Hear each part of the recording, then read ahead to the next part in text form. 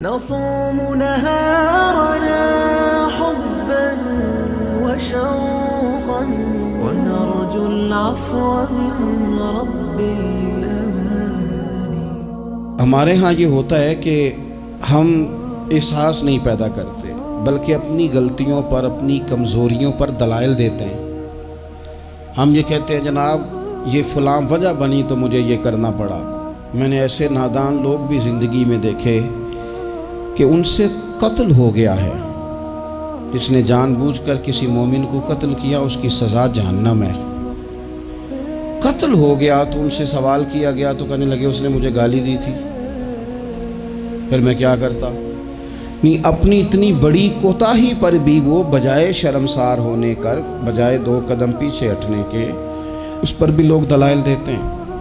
تو اگر کسی بندے کو کبھی اس سے کوئی ایسی غلطی سرزد ہو گئی، کوئی ایسا اس سے حقوق العباد کے مسئلے میں کمزوری اس سے واقع ہو گئی اور پھر اس کو احساس ہو گیا اور حالات اس طرح کے ہو گئے کہ اب وہ معافی بھی نہیں لے سکتا، وہ لوگ دنیا میں موجود نہیں رہے یا وہ ان پر ملاقات کرنے سے ان سے ملنے سے قاصر ہے، کسی ایسے مقام پہ ہے اور وہ حق ادا بھی نہیں کر سکتا، لیکن اسے احساس پورا ہے، توبہ پوری کی، کوشش پوری کی، تو ایسے بندوں کی بھی اللہ قیامت کے دن صلح کرا دے گا.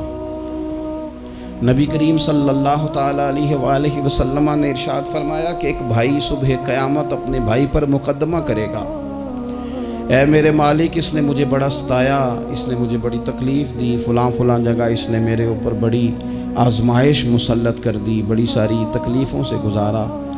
اس سے مراد مسلمان بھائی ہے، وہ اس کا دوست ہو یا کاروباری ساتھی ہو یا سگا بھائی ہو یا کوئی بھی ہو. حضور فرماتے ہیں وہ مقدمہ کرے گا. یہ مسند امام احمد بن حنبل میں حدیث موجود ہے. عرض گزار ہوگا اے کائنات کے رب اس نے بڑی تکلیف دی، بڑا ستایا، مہربانی کی جائے مجھے اس سے بدلہ لے کے دیا جائے.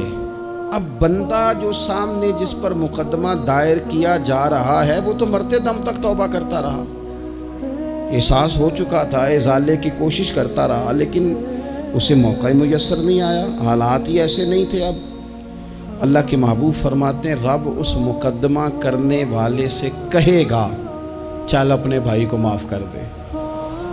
وہ پھر اپنا دکھڑا سنائے گا، اپنے اس درد کی شدت کو بیان کرے گا جو اس کی طرف سے آنے والی تکلیف پر وہ آزمائش سے گزرا، اس کا اظہار کرے گا کہ مالک میں تو بڑی تکلیف میں رہا ہوں، ایسے معاف کیسے کر دوں؟ تو اللہ کریم فرمائے گا اٹھ پھر وہ سامنے جنت میں نظر ڈال، وہ مکان دیکھ سامنے، وہ دیکھ کے کہے گا سبحان اللہ اتنا خوبصورت مکان، اتنا عالی شان محل. جلدی سے عرض کرے گا مالک یہ کس کو ملے گا؟ تو رب فرمائے گا جو اپنے بھائی کو معاف کر دے. تو فوراً سے پہلے عرض کرے گا اللہ میں نے معاف کیا، اللہ میں نے معاف کیا، اللہ میں نے معاف کیا. تو رب کریم فرمائے گا پکڑ پھر اپنے بھائی کا بازو اور جا، میں نے تم دونوں کے لیے جنت میں مکان بنا دیے. تو ایک تو یہ یاد رکھیں کہ کوئی شخص اگر یہ دعویٰ کرتا ہے کہ میں نے کبھی، ہمارے ہاں بہت سارے لوگ ایسے ہیں جو بعض اوقات بات کرتے ہیں تو ان کی بات سے انا پرستی چھلکتی ہے. وہ کہتے ہیں جی یاد تو نہیں کبھی کسی کے ساتھ زیادتی کی ہو. میں نے کہا یہ تو آپ نے بہت بڑا ہی دعویٰ کر دیا ہے. تو بہت بڑا دعویٰ کر دیا آپ نے، ایسے تو ہوتا نہیں. کبھی کبھی انسان جو اس کے زیادہ قریبی لوگ ہوتے ہیں، زیادہ قریبی ساتھ رہنے والے، اسے ان کے بارے میں زیادہ حساس ہونا چاہیے. میں نے دیکھا ہے کہ ڈھیر سارے لوگ ہیں جن کے ذمے بڑے لوگوں سے معذرت کرنا ہے لیکن تیار ہی نہیں. ہمارے ہاں لوگ حکومتیں کر کے چلے گئے اور ان کے دور حکومت میں بڑے بڑے سیاہ قسم کے حالات ہوئے، لوگوں کو بڑی تکلیف ہوئی، لیکن رخصت ہونے کے بعد جب ان سے وجوہات پوچھی گئیں تو کبھی کوئی شخص ماننے کو تیار نہیں ہوا. کبھی کسی شخص نے یہ نہیں کہا کہ مجھ سے غلطیاں ہوئی ہیں، مجھ سے کمزوریاں رہ گئی ہیں، بلکہ کچھ لوگ مستقل بنیادوں پر بٹھائے ہوتے ہیں جو سارا دن یہ گنواتے ہیں کہ ان کی تو غلطی ہے ہی کوئی نہیں، وہ تو بڑے کامیاب ترین لوگ ہیں. حالانکہ جو بڑے بڑے لوگ تھے، بڑے بڑے لوگ، حضرت عمر فاروق جیسے بڑے آدمی تھے نا، حضرت عمر فاروق، تو آخری وقت میں جب آپ کو زخم لگ گیا تو لوگوں نے آپ کی تعریفیں کی کہ آپ بہت بڑے ہیں، آپ نے بڑی خدمت کی، تو حضرت عمر کہنے لگے مجھے اپنی غلطیوں کا بھی احساس ہے اور تم میری تعریفیں کر رہے ہو۔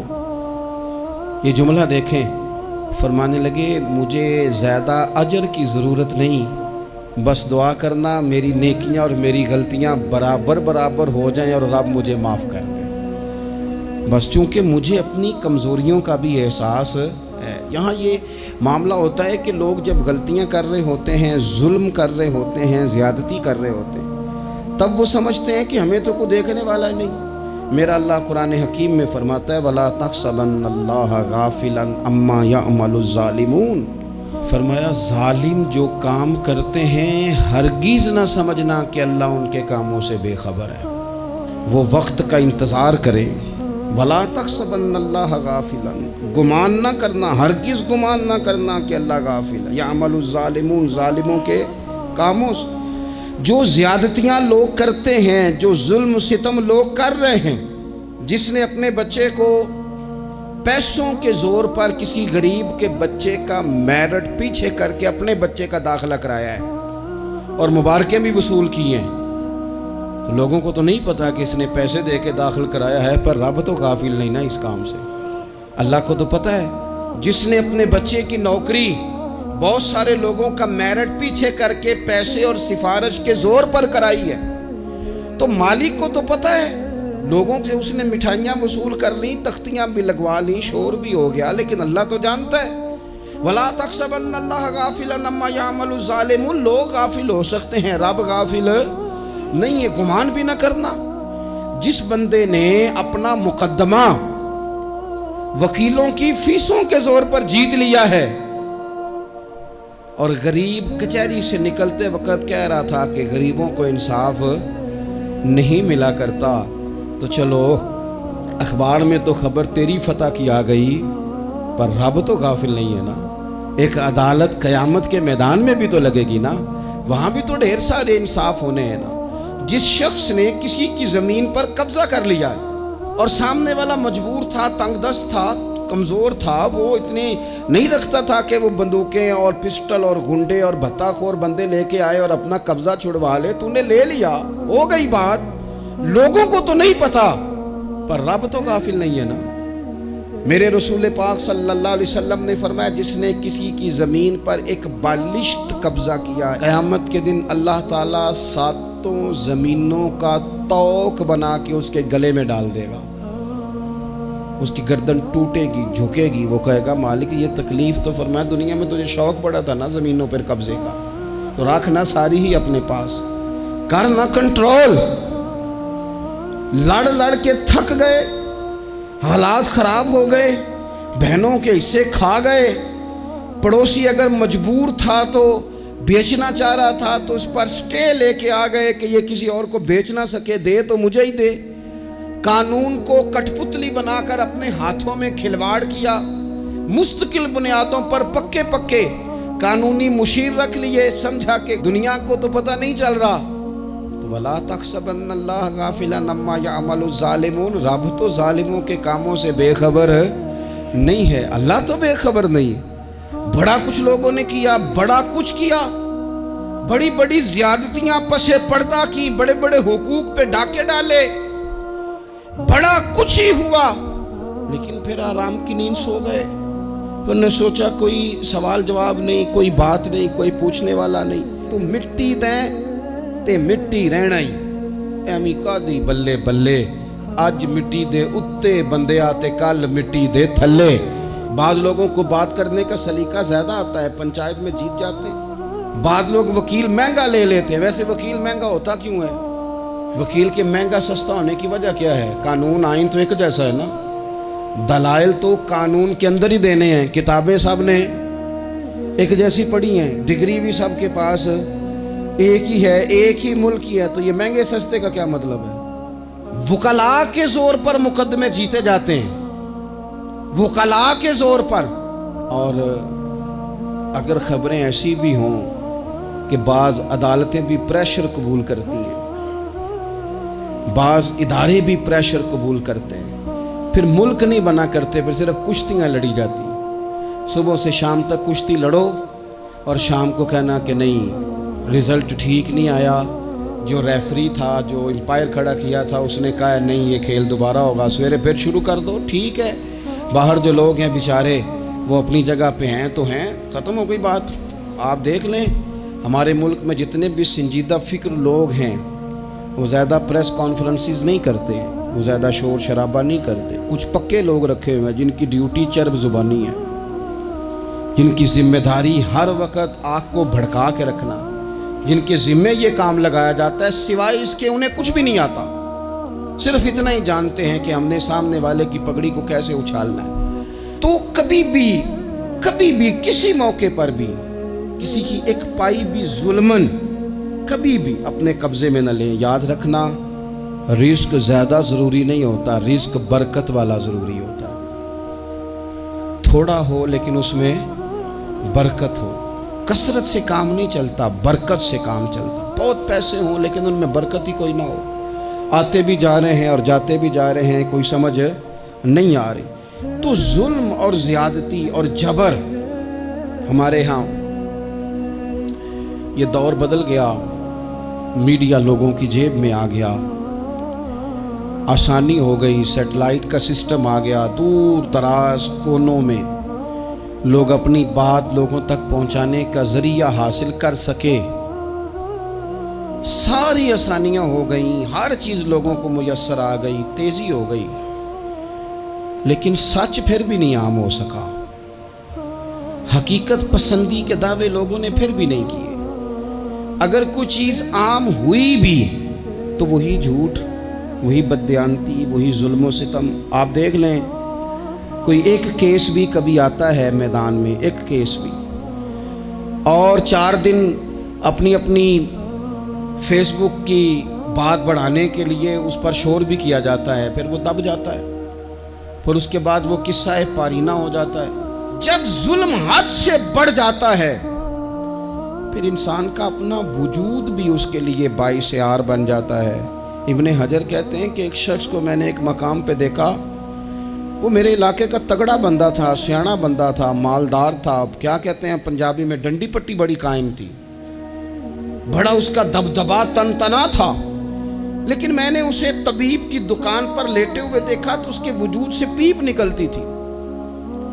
میں نے اسے کہا یار تیرے نام سے تو لوگ خوف زدہ رہتے تھے، تیرا نام لے کے تو لوگ بچوں کو ڈرایا کرتے تھے، تیرے سے انسلاک رکھنے والے تو بازاروں میں گردنیں اونچی کر کے چلتے، تجھے کیا ہوا؟ تو کہنے لگا بس جب خدا کا حکم آیا، جب اللہ کی حکمت کا غلبہ ہوا، جب تک اس نے ڈھیل دی تو دی، لیکن جب وہ پکڑنے پہ آیا تو پھر حال یہ ہوا کہ ایک غریب مچھیرا مچھلیاں پکڑنے کے لیے دریا میں سارا دن بیٹھا رہا، اسے مچھلی نہ ملی، شام کو روئی پڑا کہ مالک میرے تو بچوں کے پاس کھانے کو بھی کوئی شے نہیں۔ تو ایک مچھلی شام کو بڑی محنت کے بعد ایک بڑی مچھلی اس کے ہاتھ لگی۔ ان دنوں نہ مچھلیاں ملتی تھی نہ گوشت ملتا تھا، وہ بیچارہ ایک مچھلی لے کے جا رہا تھا اپنے گھر کی جانب، تو سامنے اسے میں آ گیا۔ جو طریقہ ہوتا ہے کدھر لے کے جا رہے ہو، کہاں سے لی ہے؟ تو کہتے اس نے کہا صاحب مجھے پتہ ہے آپ مجھ سے چھین لیں گے، لیکن میرے بچے صبح سے بھوکے ہیں، یہی میرا روزگار ہے، آج مجھے کچھ نہیں میسر آیا، میں نے اس مچھلی کو لیا ہے، مجھے تو بیچنے کو بھی کچھ نہیں ملا، پتہ نہیں مجھے پکانی کس طرح ہے، تو یہ ایک مچھلی میرے بچوں کی خوراک بنے گی، کل لوٹ لینا، پرسوں لوٹ لینا، تمہارا تو کام ہی لوٹنا ہے، چلو کچھ دن کے لیے ہاتھ روک لو۔ کہتے ہیں اس نے جب یہ کہا تو میں نے ایک تھپڑ مارا اور اس آدمی سے مچھلی چھین کر میں نے اسے پکڑ کے گھر لا رہا تھا، میں اس مچھلی نے، حالانکہ مچھلیاں کاٹا نہیں کرتی، کہنے لگا اس مچھلی نے ناخن پر میرے پورے پر تھوڑا سا کاٹا ہے، اور میں نے کہا کوئی بات نہیں، مچھلی ذرا بڑی تھی، اس نے کاٹ لیا، میں نے تھوڑی سی پٹی باندھی اور گھر والوں کو کہا مچھلی پکا دیں، انہوں نے پکائی کھائی، کچھ پتہ ہی نہیں تھا۔ 2-4 دن گزرے ہیں تو زخم آگے بڑھنے لگا ہے، طبیب کو دکھایا ہے تو اس نے کہا یہ تو انگلی کاٹنی پڑے گی۔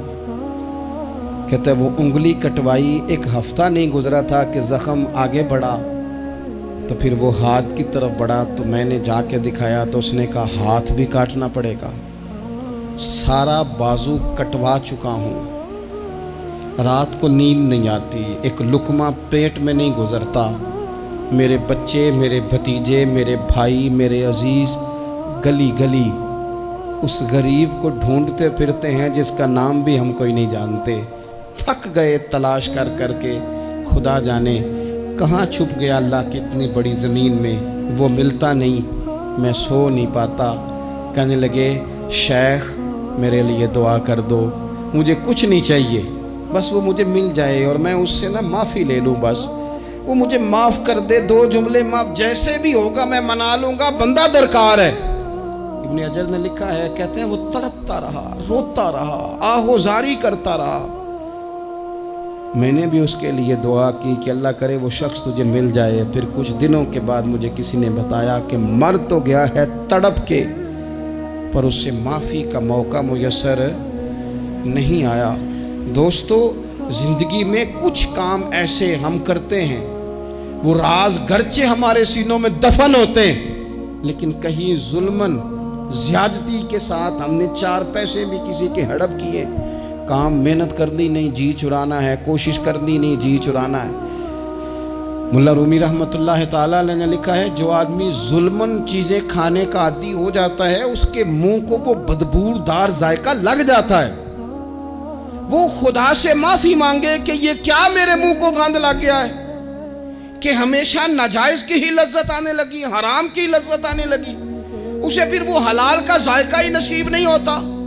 اپنی زندگی میں جائز پیسہ، رزق حلال، طیب، طاہر، صاف ستھرا، کبھی ظلم نہ کرے، کبھی زیادتی نہ کرے۔ کبھی حضرت سعد بن ابی وقاص رضی اللہ تعالیٰ عنہ نا کچھ بانٹ رہے تھے، تو ایک شخص نے آ کے کہا، یہ بخاری میں آپ کو ملے گا، اس نے آپ پر 3 الزام لگائے۔ کہنے لگا ایک تو آپ جہاد پہ نہیں جاتے حالانکہ بڑے مجاہد تھے، دوسرا آپ بانٹنے میں احتیاط نہیں کرتے، تیسرا جناب آپ غریبوں کو ترجیح نہیں دیتے۔ 3 الزام اس طرح کے اس نے آپ پہ لگائے، ناانصافی کا، معاذ اللہ، جنگ پہ نہ جانے کا۔ اب حضرت سعد بن ابی وقاص کو بڑی تکلیف ہوئی۔ بد دعاؤں سے بچنا چاہیے۔ حضور نے نام لے کے کہا مظلوم کی بد دعا سے بچنا۔ دکاندار کپڑے دیکھ کے اہمیت دیتا ہے، کپڑے دیکھ کے، اگر دکان پہ چڑھنے والا مہنگے کپڑے پہن کے چڑھا ہے تو اٹھ کے کھڑے ہو کے مال دکھاتا ہے، اگر کپڑے پھٹے پرانے ہیں اور خاتون نے جو گود میں بچہ اٹھایا وہ بھی غریب ہے تو کہتا چل چل، انہیں خریدنا کچھ ہے نہیں۔ یہاں سے ظلم شروع ہوتا ہے، یہاں سے بندہ دیکھ کر لوگ اس کے ساتھ رویہ اختیار کرتے ہیں، بندہ دیکھ کر، میری غربت نے کیا مجھ کو زمانے میں بدنام، تیری دولت نے تیرے عیب چھپا رکھے۔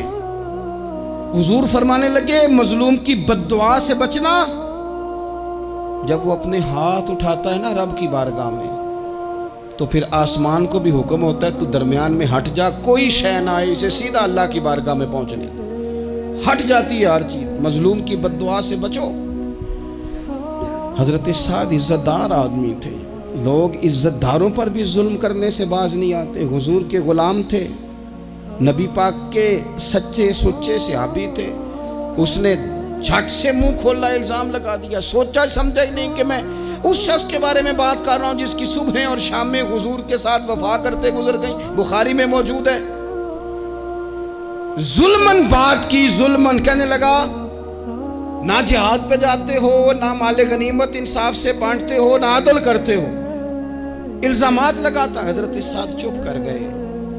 کئی دفعہ نفیس آدمی وہ اس کو تکلیف ہوتی ہے وضاحت دیتے بھی کہ میں وضاحت دوں، اب یقین کریں وضاحت دیتے بھی تکلیف ہوتی ہے۔ حضرت سعد بن ابی وقاص خاموش ہو گئے، چپ کر گئے۔ لیکن اس وقت سے ڈرنا چاہیے جب کوئی اپنا مقدمہ رب کی بارگاہ میں پیش کرے، رات کو اللہ کے حضور شکایت کرے۔ حضرت سعد بن ابی وقاص نے 3 دعائیں کی اس کے لیے، دعائے ضرر، بد دعائیں دی 3۔ کون سی؟ کہا اے اللہ اس کی عمر لمبی کر دے، اے اللہ اس کا فقر بڑھا دے۔ تیسرا کہا اے اللہ اسے فتنوں میں مبتلا کر، اس نے مجھے اذیت دی، تکلیف دی۔ میں نے تو ساری زندگی وفاداری میں گزاری اور یہ مجھے کیا کہہ گیا جاتے ہوئے.